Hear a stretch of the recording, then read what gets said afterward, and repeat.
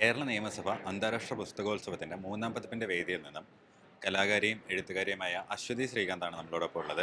എഴുത്തിൻ്റെ വിശേഷങ്ങൾ പങ്കുവയ്ക്കുന്നതിനായി. ആ, കാളി എന്ന് പറയുന്ന പുസ്തകം ഇപ്പോൾ 11ാമത്തെ പതിപ്പ് 15ാമത്തെ പതിപ്പിലേക്ക് എത്തിയിട്ടുണ്ട്. അപ്പം ആ പുസ്തകം ഇത്രയധികം സ്വീകരിക്കപ്പെടുന്നതിലുള്ള ഒരു അനുഭവം എന്താണ്? പുസ്തകം സ്വീകരിക്കപ്പെട്ടതിൽ ഒരു റൈറ്റർ എന്നുള്ള രീതിയിൽ എല്ലാ സന്തോഷമുണ്ട്. ഞാൻ അത്രയൊന്നും എക്സ്പെക്ട് ചെയ്തിട്ടുണ്ടായിരുന്നില്ല. കാളിയുടെ ഒരു റിസപ്ഷൻ എന്നെ സംബന്ധിച്ചിടത്തോളം വളരെ പെട്ടെന്നായിരുന്നു. ബിക്കോസ് എൻ്റെ ആദ്യത്തെ പുസ്തകം ഒരു 4 വർഷത്തോളം എടുത്തു ഇത്രയും എഡിഷൻസ് എത്താൻ. പക്ഷേ മൂന്നാമത്തെ പുസ്തകം കഴിഞ്ഞപ്പോഴേക്കും ഒരു വർഷം ആവുന്നതിന് മുന്നേ തന്നെ 15 എഡിഷൻ ഓവർ ഒരു 50,000-ലധികം കോപ്പികൾ വിറ്റുപോയിട്ടുണ്ട് കാളിയുടെ. അപ്പോൾ അതിലൊരുപാട് സന്തോഷമുണ്ട്. കായില്ലാത്ത മുട്ടായികളിലും കാളിയിലുമൊക്കെ അനുഭവങ്ങളും അതിനകത്തൊരു പങ്കാവുന്നുണ്ടല്ലോ. ഇതിൽ നിന്നും വ്യത്യസ്തമായിട്ട് ഇനി അടുത്തൊരു പുസ്തകം എഴുതുമ്പോൾ പൂർണ്ണമായിട്ടൊരു ഫിക്ഷനിലേക്ക് ഒക്കെ പോകാൻ സാധ്യത? തീർച്ചയായിട്ടും കംപ്ലീറ്റ് ആയിട്ടൊരു ഫിക്ഷൻ ഇതൊന്നും ആയിട്ടൊരു പിന്നെ എന്ത് പറഞ്ഞാലും അതിനകത്ത് കുറച്ചെങ്കിലും നമ്മുടെ അനുഭവങ്ങളില്ലാതെ പുസ്തകങ്ങൾ ഉണ്ടാവില്ലല്ലോ. അപ്പം അനുഭവങ്ങളുടെ ചായ എന്തായാലും ഉണ്ടാവും. പക്ഷെ എന്നാലും കംപ്ലീറ്റ് ആയിട്ടൊരു അങ്ങനെ ഒരു ഫിക്ഷൻ വർക്ക് പ്ലാൻ ചെയ്യുന്നുണ്ട്. അതുപോലെ തന്നെ ഒരു നോൺ ഫിക്ഷനും പ്ലാൻ ചെയ്യുന്നു. ആർജി ആയിട്ടാണല്ലോ ഒരു കലാജീവിതമൊക്കെ തുടങ്ങിയത്. അപ്പോൾ ആർജിയിൽ നിന്ന് എഴുത്തുകാരിയിലേക്കുള്ള യാത്ര എങ്ങനെയാണ് നോക്കിക്കുന്നത്? എന്നെ സംബന്ധിച്ചിടത്തോളം അതൊരു ട്രാൻസിഷനൊന്നുമല്ല. അതിന് മുന്നേ തൊട്ടേ എനിക്ക് തോന്നുന്നു ഞാൻ പണ്ട് തൊട്ടേ ഒരു കോളേജ് ടൈം തൊട്ട് സ്കൂൾ ടൈം തൊട്ടൊക്കെ ഇങ്ങനെ എഴുത്തിൽ സജീവമായിരുന്നു. അത് കഴിഞ്ഞിട്ട് RG ഒക്കെ ആവുന്ന സമയത്താണ് കുറച്ച് എഴുത്തുനിന്ന് മാറി നിന്നിട്ടുള്ളത്. പക്ഷെ വീണ്ടും അതൊരു ഒരു കംബാക്ക് എന്നുള്ള പോലെയാണ് എനിക്കൊരു ഫീൽ. പിന്നെ ഒരു റൈറ്റർ എന്നുള്ള നിലയിൽ ഇപ്പോഴാണ് ആളുകൾ അങ്ങനെ ഒരു അക്സെപ്റ്റൻസിലേക്ക് വന്നത്. പക്ഷെ എനിക്കതൊരു വലിയ ട്രാൻസിഷനായിട്ട് പേഴ്സണലി ഫീൽ ചെയ്തിട്ടില്ല. മിത്തോളജികളും ഐതിഹ്യ കഥകളും ഒക്കെ ഇഷ്ടമാണെന്ന് പറഞ്ഞിരുന്നു.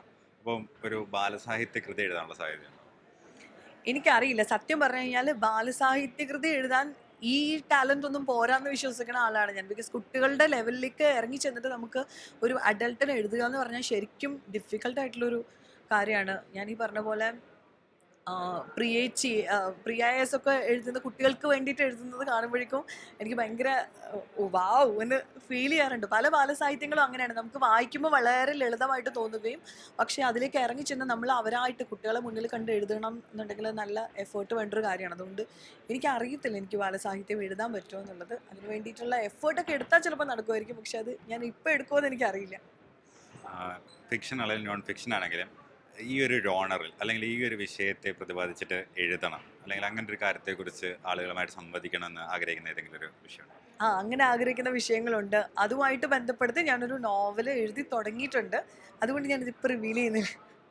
പക്ഷെ എന്നാലും അങ്ങനെ മനുഷ്യർ കുറച്ചും കൂടെ അവനവനെക്കുറിച്ച് അറിഞ്ഞിരുന്നെങ്കിൽ കുറച്ചും കൂടെ ഒരു ഏർലി സ്റ്റേജിൽ തന്നെ നമുക്ക് വേണ്ടത് എന്താണ്, നമ്മൾ ശരിക്കും ഇങ്ങനെയൊക്കെ ആവുന്നത് എന്തുകൊണ്ടാണെന്നുള്ള ഒരു ധാരണ അവനവൻ ഉണ്ടായിരുന്നെങ്കിൽ എന്നുള്ള തോട്ട് എനിക്ക് പലപ്പോഴും വരാറുണ്ട്. നമ്മൾ പലപ്പോഴും ലൈഫിൻ്റെ ഒരു ലേറ്റർ സ്റ്റേജിലാണ് നമുക്ക് എന്താ വേണ്ടതെന്നുള്ളതും നമ്മൾ ആരാന്നൊക്കെ ഉള്ളതും ശരിക്കും റിയലൈസ് ചെയ്യുന്നത്. അപ്പോൾ അത്തരത്തിലുള്ള ചില ധാരണകൾ ഉണ്ടാക്കാൻ സഹായിക്കുന്ന ഒരു ഫിക്ഷണൽ വർക്ക് ചെയ്യണം എന്ന് ആഗ്രഹമുണ്ട്. കലയിൽ പല അംഗീകാരങ്ങളും കിട്ടിയിട്ടുണ്ടല്ലോ.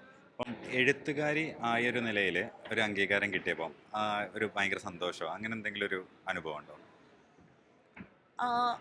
അത് ഇപ്പോൾ ആർട്ടിസ്റ്റ് എന്നുള്ള രീതിയിൽ പലതരത്തിലുള്ള അവാർഡ്സും അങ്ങനെയുള്ള റെക്കഗ്നീഷനും Kerala state award for the best actress TV awards ഒക്കെ കിട്ടിയിട്ടുണ്ട്. പക്ഷെ അത്തരത്തിലുള്ള റെക്കഗ്നേഷനിലേക്കൊന്നും എഴുത്തിൽ ഞാൻ വന്നിട്ടില്ല. അതിനുള്ളതൊന്നും ഞാൻ ആയിട്ടില്ല എന്നുള്ള നല്ല ധാരണയുള്ള ആളുമാണ് ഞാൻ. അപ്പം അതുകൊണ്ട് പക്ഷെ ആസ് എ റൈറ്റർ എല്ലാ ദിവസവും ഒരു 3 പേര് 4 പേരെങ്കിലും പുസ്തകം വായിച്ചിട്ട് എന്നെ ടാഗ് ചെയ്യാറുണ്ട്. ആ പുസ്തകത്തിൻ്റെ പടവുമായിട്ട് ടാഗ് ചെയ്യാറുണ്ട്. അത് തന്നെ എന്നെ സംബന്ധിച്ചിടത്തോളം എല്ലാ ദിവസവും എൻ്റെ തോട്ട്സ് ആരെങ്കിലും വായിക്കുന്നുണ്ട് അല്ലെങ്കിൽ ഞാൻ എഴുതിയത് ആരെങ്കിലും വായിക്കുന്നുണ്ടെന്നുള്ളത് അത് തന്നെ എനിക്ക് ഭയങ്കര ഒരു റെക്കഗ്നീഷനായിട്ടും സന്തോഷമായിട്ടും ഫീൽ ചെയ്യുന്നു.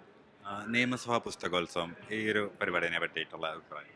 അന്താരാഷ്ട്ര പുസ്തകോത്സവത്തിൻ്റെ ഭാഗമായിട്ട് ഇങ്ങോട്ടേക്ക് വരാൻ കഴിഞ്ഞാൽ ഭയങ്കര സന്തോഷമുണ്ട്. കഴിഞ്ഞ വർഷവും ഞാൻ പുസ്തകോത്സവത്തിൻ്റെ ഭാഗമായിട്ടുണ്ടായിരുന്നു. പ്രത്യേകിച്ച് ഇത് ഭരണസ്ഥിരാകേന്ദ്രം ആയതുകൊണ്ടാണ് ഈ കോമ്പൗണ്ടിലേക്ക് കയറുമ്പോൾ തന്നെ ഒരു പ്രത്യേക സന്തോഷമുണ്ട്.